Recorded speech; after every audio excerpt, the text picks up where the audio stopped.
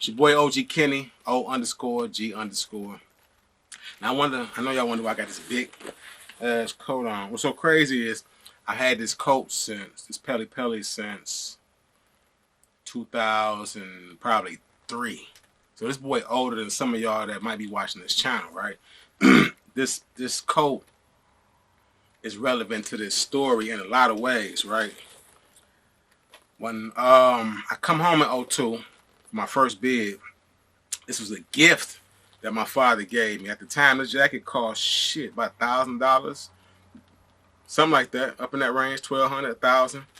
And it's still, if you peep it, it's still in good shape, right? Feel me? The boy's still nice for the most. You know, 3/4 length.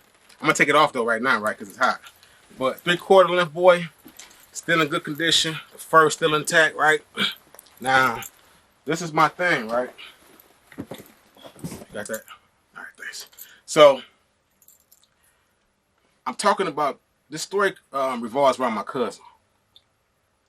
Now, that jacket or that coat is relevant because this same cousin that I'm talking about on this story took that jacket and wore it. Just took my shit one day, right? Just took it. I'm looking for my coat. He out flossing. You hear me? He out fresh as hell. Now, mind you, we come from the era of if I'm fresh and we about to go out, my man's gonna get fresh too, and ain't nobody gonna never know about it. If he got on my shoes, don't mess my shoes up, dog. And I ain't got nothing to say about it. Respect my stuff like I respect yours. You can rock my stuff no matter how many times we go out. I mean, and over the years, that's just been me. We about to hit the club. Dudes like, I ain't got nothing to wear. I'm supplying dudes with Gators, Cole Hans, Pradas. You understand what I'm saying? Real talk. Extra Perriers I got laying around. Some Aviators. The Carreras used to be my thing back then. I used to love them Carreras. So, bro, you just went in my closet one day, my cousin, and just grabbed my jacket with these pebble grain white Italian leather Timberlands they made back then. This was like probably 4 when this happened, because my father had just got murdered, right? So this was when a lot of stuff had happened. Cuz moved back in with us after years, right? And was rocking my stuff. The disrespect, right? Not you could wear my stuff. I know you wearing it. You know what I mean? But do not bring my stuff back damaged. And if you take my stuff and you rock it and you ain't said nothing, you best believe it better come back in stellar condition. This is what I want to understand, right? I go looking for my stuff to rock with it. I got some green Tims. I had just bought the little green boys, right? I mean, I got a dog fit to go with this. We had a Dickie party. I had a green Dickie fit, the green Tims. I'm about to rock my pellet. It's gonna set it off, right? No, I don't know my jacket. I'm looking for it. I'm like, okay, nobody really fit my stuff. So I reach out to cuz like, dog, where you got my jacket? Oh yeah, yeah. Ain't said nothing about the boots. Cause I didn't have nothing to go with them boots. Everybody know when I got them, I said, dog, when I find the right fit to rock with these, it's going down.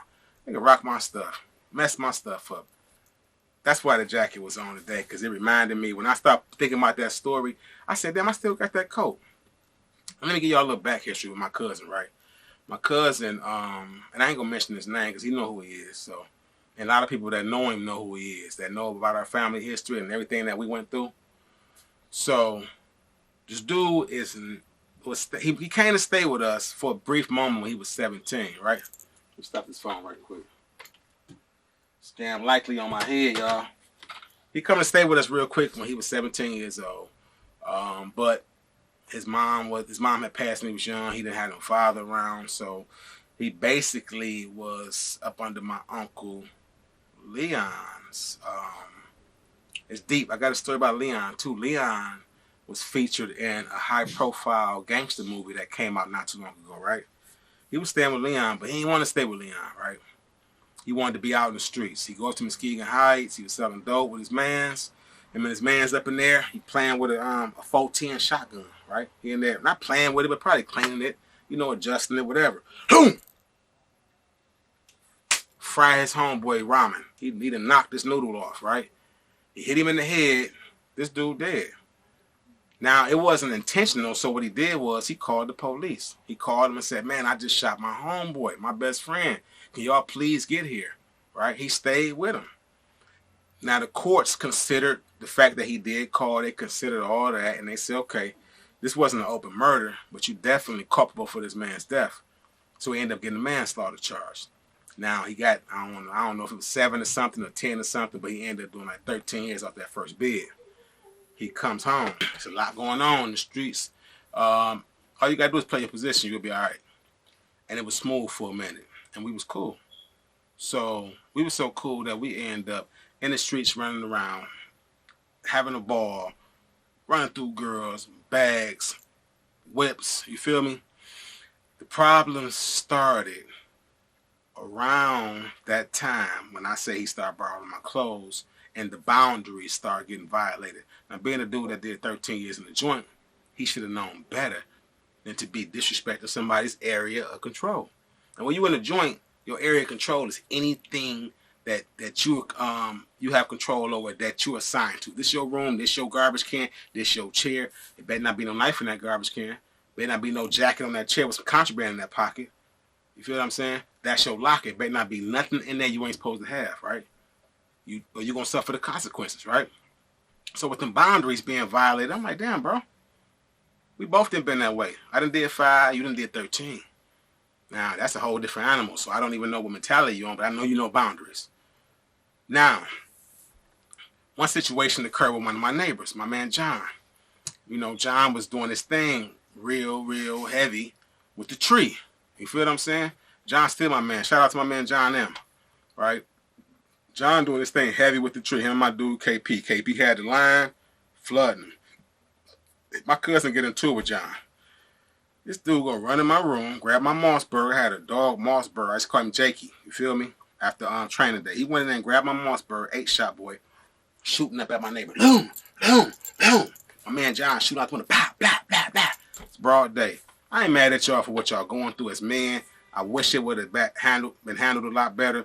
But at the same time, cuz had been over there trying to debo situations and run up on young dudes and all up in these girls' faces and being too aggressive.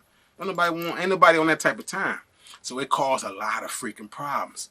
Boom. So when I'm trying to check him about it, not even checking him, like, dog, chill the fuck out. These are neighbors. These are people. We've been doing these since they was kids. What is you doing? You in violation. If any problems, come to us. That was the start of it.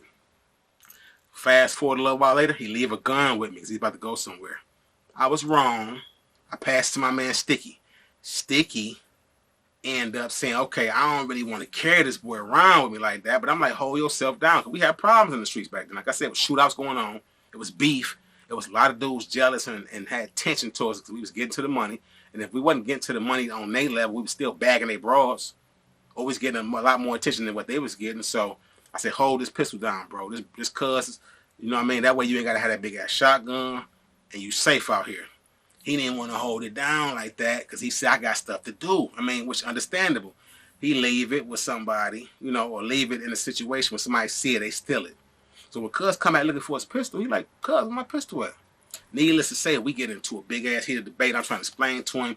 He talking about what he bugging. I think he was on a pill too. I ain't gonna lie. I think cuz had just started zerping, or either that was around the time he that started, or he was just period popping them pills and zerping. So he get all buck-eyed with me, talking about get my gun or else. I got 6 guns in the car right now. I already done told him, bro, you ain't had nothing. I think it was a 357 or some shit. I got a clean 40 Smith & Wesson. That boy nice, recoil nice. That boy, you know what I mean? So I'm like, you could have this. But he obviously wanted to be on some BS. So I up mag on him. I'm like, oh, else what? Get your guns or else what? What you gonna do? I ain't these cats that you've been talking to, boy. I smile, I laugh, I joke. I'm pleasant, right? I'm articulate. But I'll blam your dumb ass. Because once you turn to a zombie in front of my face, you no longer the person I thought you was.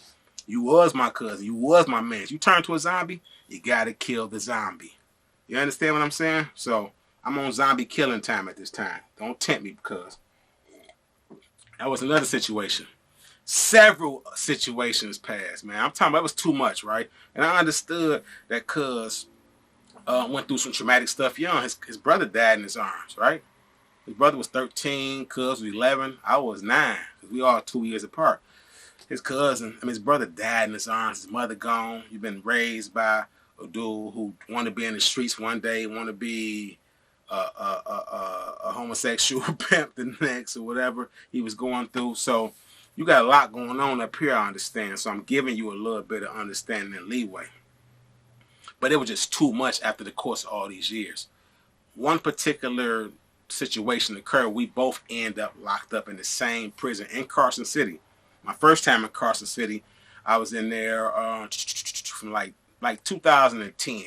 Because I didn't spend a whole bunch of time there because I had already got my parole at Camp Branch, and they shot me there so I can go ahead and get my parole and get the hell on home.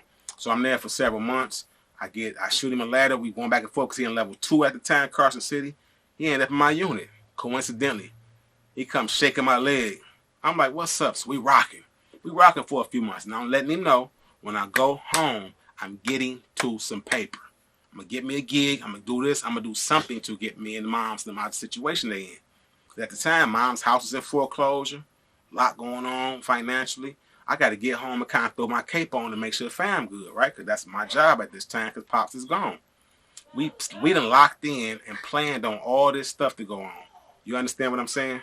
We done locked in saying we're going to get all this money. We're going to make all these things happen. We're going to resurrect the family name. And that's what we planned on doing. He come home. Either came on before me or after me. I don't recall. Either way, he was up when I ran into him. Big, he looking the part. Got him a woman. He out in East Point. You know what I mean? So I'm like, all right, that's what's up. I'm appreciating this energy because you said it. I said it. I'm on my mission. At the time, I'm going to school. I was going to school for tax preparation and whatnot. And I was going to end up working at Liberty Taxes and doing that and get me some Clio and boosting my name in the tax world. But that didn't work out. But I did make a significant amount of money, you know what I mean, around that time. Doing other stuff, doing referrals and whatnot. A lot of money with referrals, sending people to other people to get their stuff done. And I cleaned up off that, as well as other, retail arbitrage, buying stuff, flipping it. So I got up too. I got up enough to where I saved $11-some thousand and bought the OG house out of foreclosure and gave her the deed and the keys, saying, look, she had the keys, back go to the deed. Don't say I ain't never gave nothing, it's you. Feel me?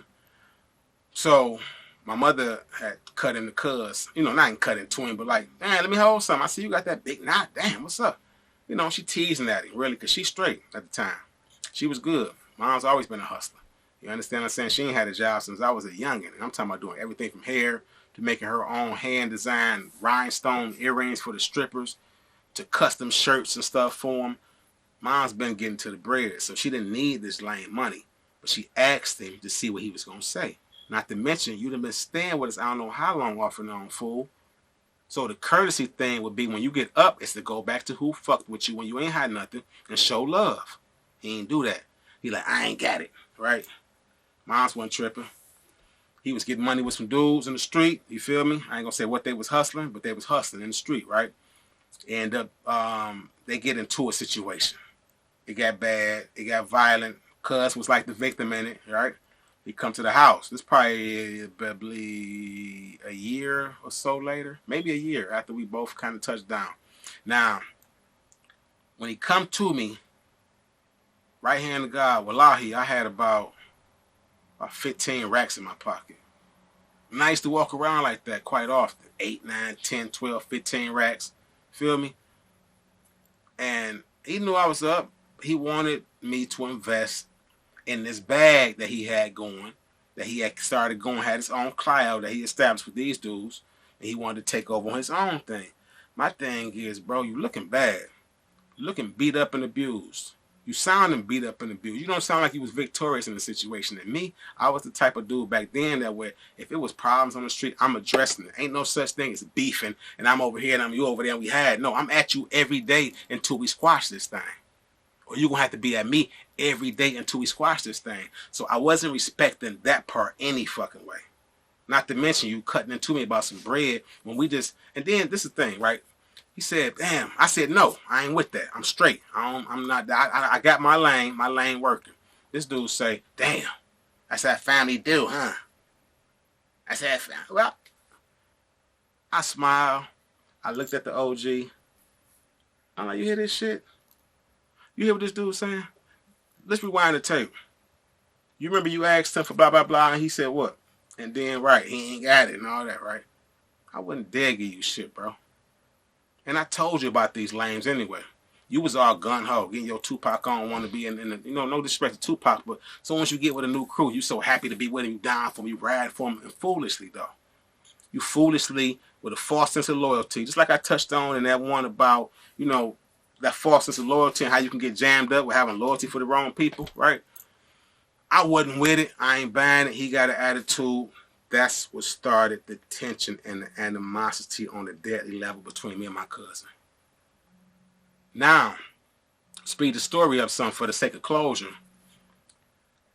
I'm sitting there one day in my whip. I had a few whips, actually. I was sitting in one of the cars, probably my Park Avenue. I had a clean 1990 Park Avenue, cocaine white. That boy was immaculate. Good, get money dude, my dude Stubbs. So my dude Stubbs and my sister, baby daddy G, they walking up the street one day. And they talking, you know what I mean? They exchanging ideas and thoughts about this bag, or whatever there's some street stuff they going through, right? Or they going together on, or whatever the hell. He coming, they coming, you know, opposite directions. I guess he speak, whatever. They like, what up? Keep it moving. That wasn't good enough for bro. I guess he wanted them to stop, salute him, hug him. Where you been at? You feel what I'm saying? But he got to understand the only reason they function with you on a level of an OG, big homie type or a dude to be respected is because you are people and we embraced you and brought you in and around these dudes. But they really my mans though. So what he do was he get pissed. Oh, these niggas ain't salute me. They ain't greet me. They ain't holler at me the way I wanted to be hollered at. His panties got in a bunch, right? He got on his menstrual cycle. Now, he ended up getting the word to one of the homies, right? And trying, rest in peace, my man Ernie. He tell them to holler at my man Ernie and say, tell Ernie to watch himself because Big Blood, which is what they called me at the time, and some of them still do call me Big Blood. Blood about to have Dog Spot robbed and his house robbed. And he got Dark, he got Stubbs, and he got G to do it. Now it didn't make sense to a lot of people because for one, my man Dark his own man, and he a goon, right? My man Stubbs his own man, and he handled his business as well. And then G was a young dude, but he wasn't no soft dude. But, you know, he could have been seeking direction. He was about that life. So they might have thought, okay, G might get down like that. And they knew my MO from the streets was bag and tag him, right? If you had it and you was in violation, especially. If you was in violation, because I ain't just go after dudes for no reason. If you was in violation or you owed up, I definitely was a headhunter. Pause. Right? I definitely was on you. I definitely was on you. So he tell them this. Tell Dog. Blood about to have them come through him, lay stuff down and all that. So now his little brother Weedy, you know, it's my dude. Weedy a solid dude. Weedy took up arms for his brother. Like, hold on. Y'all ain't coming down here with that. So when G came down, he said, hold on, bro. Let me see your phone. Who you talking to? Calm down. We got word that this and that's gonna happen. And G like, hell nah. But he said, let me make sure. Don't move. Don't move too fast, I might shoot you. Right? So understandably, he's upset. And understandably, as a repercussion of G upset. So he come holler at me, man, dog, whoop-de-whoop, this what happened, and recants the story that I just told y'all about me saying I'm gonna have this dude robbed, right? It didn't make sense to a lot of people. Not to mention, when Ern first came home, I had his prison number saved in my phone with intentions. Let me holler at him, but I didn't know what his out date was. Come to find out, he got home way before I thought he was. And I see him at the gas station that we all be the neighborhood gas station. I'm like, dog, you home? He's like, what up, though, blood? I gave him some love. I said, bro, look what's crazy. Show him his inmate number, his phone. I mean, his name and his inmate number, my phone. I hit him off with some bread. Wasn't a lot, probably, let's say $100. But I'm like, this is what I got on me. When I hit the ATM or whatever, he said, no, you good, bro. Man, I'm straight, bro. I appreciate that, man. Good looking, my baby. We do something later when I get situated and get myself together out here. Cool, and we did. We ended up popping bottles and had a ball at the park down the street, you know. So he understood that was some bullshit. So when I seen him probably maybe a week later after all the shit kind of died down, he pulled up on me. I rolled my window down. He rolled his window down. He like, bruh, blood, I ain't even trying to hear that shit they talking about, bro. I know you better than that, man. He said my thing was, why they didn't think like, damn, why would his own cousin say this about him? his cousin who was feeding this dude. You understand what I'm saying? Who was making sure you had adequate clothes. Who was taking you around some bad females. Trying to get you socialized and trying to get you in position. Who actually, let me tell you what's a crazy story. Shout out to my homegirl Laverne, Classy C's hair salon. They used to be on Woodward and the Boulevard, and then it moved from the Woodward and the Boulevard to the Boulevard and Lodge. But Classy C's, my homegirl Laverne, Daddy owned it. She was running. Man, Laverne had a rapport and a flirty thing going on because I started messing with her because her daughter and my sister went to class together. So I used to be saying, "Tell your friend to tell her mama." I said, "Whoop dee whoop dee whoop," right? So we got a little flirty. One night we supposed to went out and hung. He was gonna go with us. She ended up going with him instead, and they got locked in on some romantic stuff, right? And I'm like, dog. She asked about him. I said, "Yeah, go ahead and holler," right? She got him in position. They out in Belleville eating good and all that, you know, living. She trying to get him straight, trying to put him in the whip and all that. But like I say, bro had them issues up here. So he was jacking wreck and sabotaging a good thing. This was a good woman. I'm talking about, so she was a good woman, but it got to the point where I'm seeing her pulling up. She's like, "Bro, I don't even drink like this, but this nigga got me drink." I said, "You better than that. That's good. I love him, but because I got love for you as well, don't let nobody, me, no dude, stress you to that point." Cuz just was on some other right? I'm trying to get this dude to look at things the way I look at it. We even went on licks together, right? Merchandise licks, but still we went on licks together. And I'm telling him the bigger picture on all this and always trying to show him a better way. And this dude tried to get me whacked. These dudes I'm talking about, right? My dude Ern was a certified shooter. Rest in peace. He died in a shootout. You understand what I'm saying? He passed in the shootout. This dude was a certified shooter. So my thing is, you send the word out to a certified shooter who little brother who on tip too and all his mans around him on tip, and you tell him, "I'm about to get him robbed." You trying to get me killed. You just like an enemy. You understand what I'm saying? You worse than a lot of these dudes out here who I never knew and I never had a blood tie or a family tattoo. You tried to get me whacked, bro. So people ask me, why you so sketchy around dudes? Why you so this? I don't trust a lot of individuals until they earn it. You got to really be, I'll give you a blank wall and say, "Hey, you cool and I like the energy," but you're not going to get my trust until you earn it, and that's over consistency and time. I say that, and I'm telling this story to say this. I don't give a damn who they is, your brother, your twin, your cousin, whoever. When you start seeing signs of animosity, tension, and resentment towards you from the individuals consistently over time, it's time for you to exit stage left. Devise your exit strategy right then and there. You understand what I'm saying? It's time to get out of Dodge. Cut your ties, cut your losses. I don't give a damn what they owe you. You got to maneuver and go stage left because them individuals will get you killed. My own cousin tried to line me up like a barber. You hear me? Shout out to Cut God and my man A.B. Smooth. You feel me? Tried to line me up. And it's crazy, and it hurt my feelings to this day. And sometimes when I think about it, I'm like, damn, I remember certain things we had fun, we laughed about, but I can't trust you no more, bro. I couldn't even accept you around no more, coming to me crying and telling me you done got your life together with God. I'd probably be like, okay, that's good. I appreciate that. Finally, good, God bless you. Have a nice life. You understand what I'm saying? These stories that I be telling y'all, sometimes I tell them at a calm pace to keep me focused on the subject. And sometimes I tell them with a smile because it's ironic the fact that I made it this far out of all this shit. But this is true stuff that affected me. I woke up in the middle of the night, a lot of nights thinking like, damn, my own cousin tried to get me killed, bro. Because, not just because some lanes didn't speak to you, because you felt a way towards me, bro. You felt the way towards me all them years. And you was the pretty boy. I ain't no pretty boy. I'm rough around the edges. I might be handsome to some females, but I ain't no pretty boy. I ain't want to be one. I know I'm rough and rugged looking. You know what I mean? I got rugged features. You understand? I got a decent smile. I got a smile game, all right. Teeth missing here and there, but I got a decent smile. But you had the advantage of me when it came to that aesthetic of looks. You hear me? But up here, you wasn't solid. In here, you wasn't solid. Yeah, you was gun-ho, right? And that's what happens a lot of times. We see a dude, he gun-ho, he'll bust his gun. He a shooter, he a this. No, he loyal to his own bloodthirst, his own bloodlust. He's not loyal to you.